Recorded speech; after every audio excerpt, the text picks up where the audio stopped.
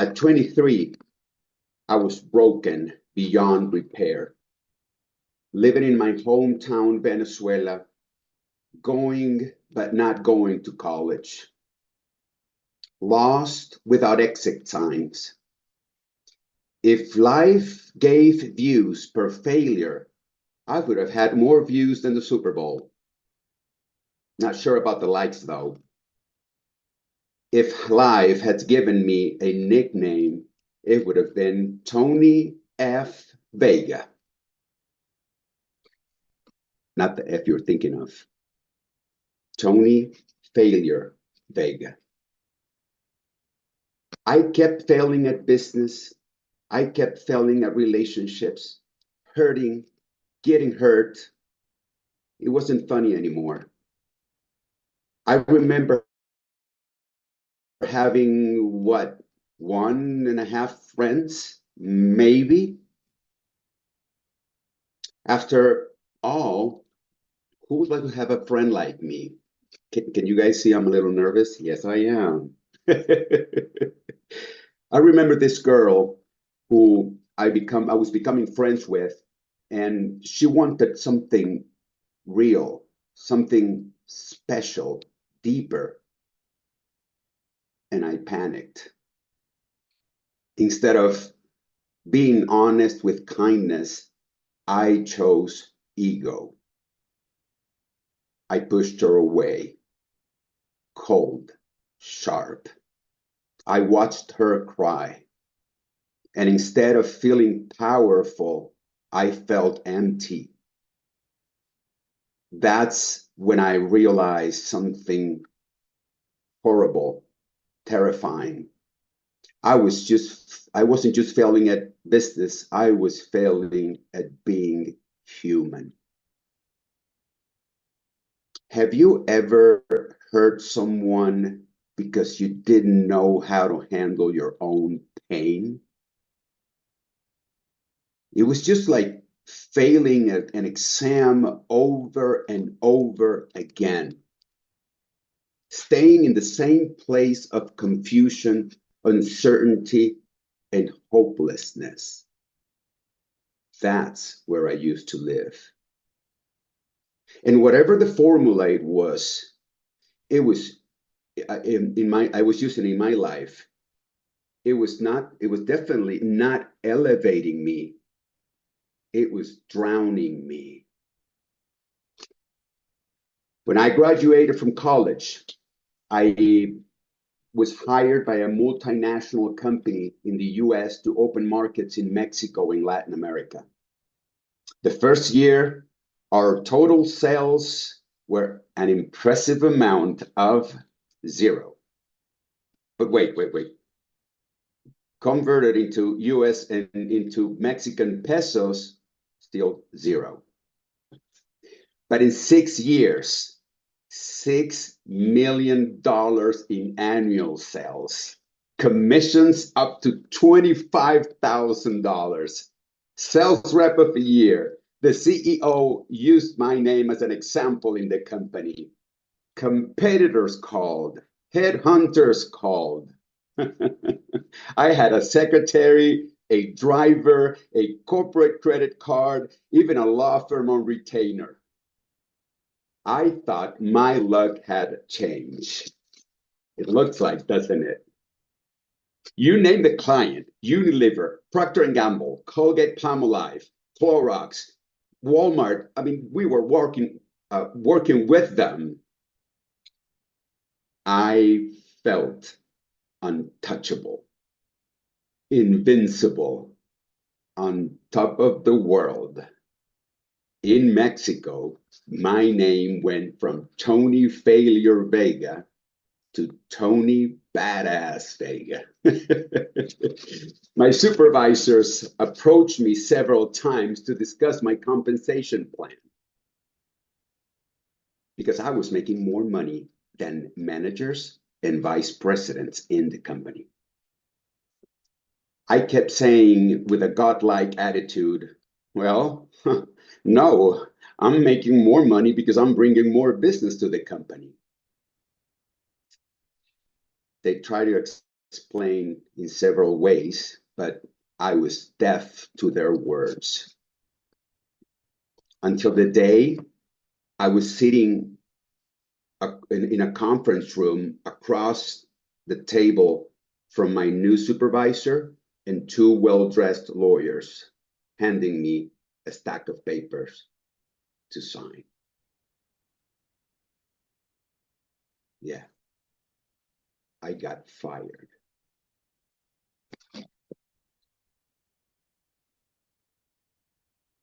Hurt. It hurt to lose the income. It certainly hurt to lose the status, but what hurt most was losing myself along the way. I no longer knew who Tony Vega was.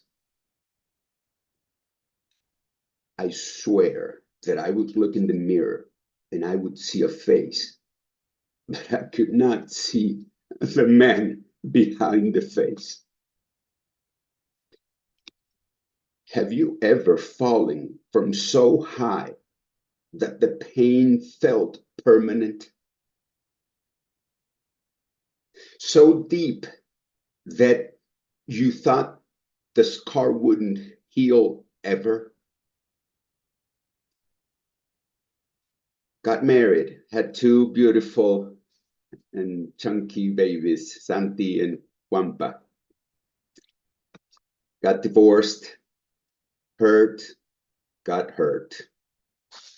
One night at 2 a.m., I couldn't sleep, and I went to my kids' room, and they were there, sleeping peacefully, safe. And for a moment, I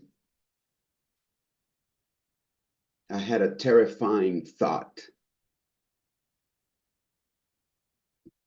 And the thought sounded like this: maybe they are better out without you.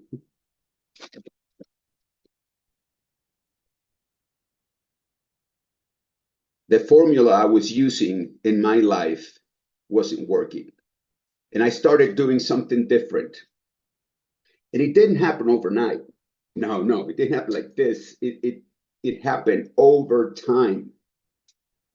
The formula that I started using is one that I called HOPE. HOPE. And I want to share it with you today. It starts with hurt.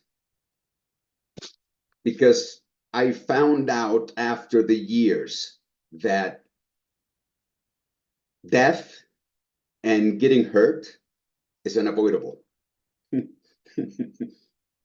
But staying hurt, that's a choice. And sometimes the greatest lesson only show up after the pain. But what do you do when you get hurt? Me? Out loud, I would blame the company. How would they dare? I mean, how could they fire someone as valuable as me? But in the inside, I felt like the dumbest person in the world. And slowly, but without realizing it, not only I victimized myself, I became my worst enemy.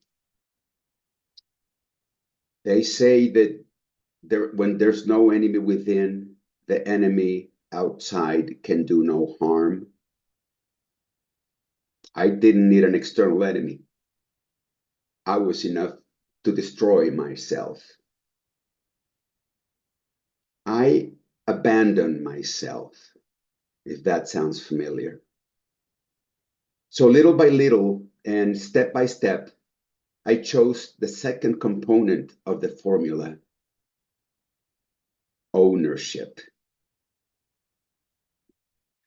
But getting hurt and taking ownership was still not enough, because I was still asking, Oh, why is this happening to me? Why is life bringing me to my knees? It took me 20 fucking years to realize the third component. Listen carefully.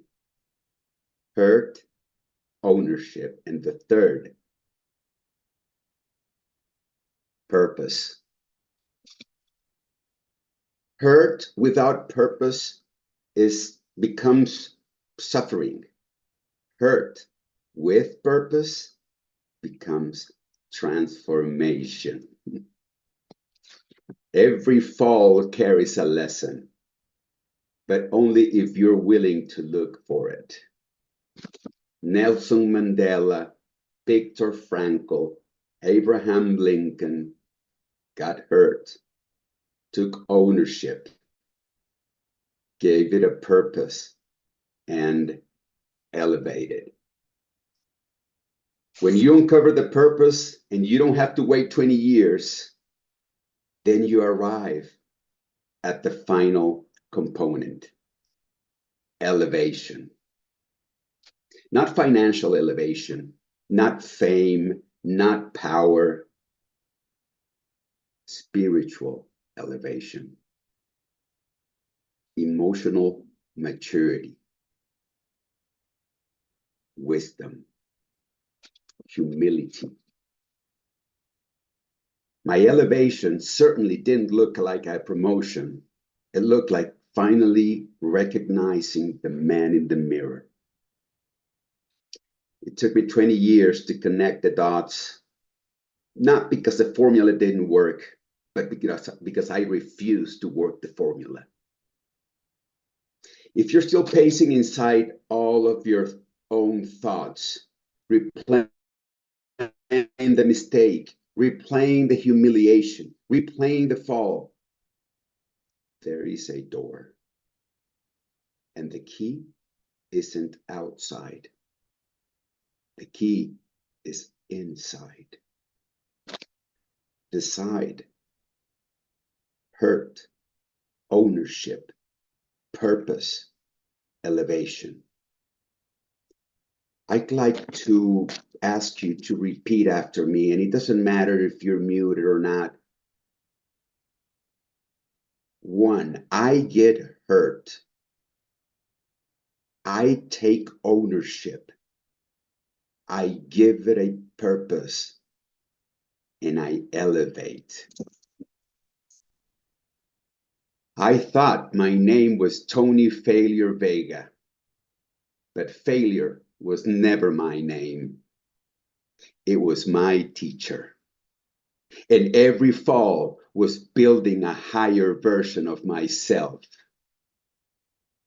Hurt, ownership, purpose, elevation, that is hope.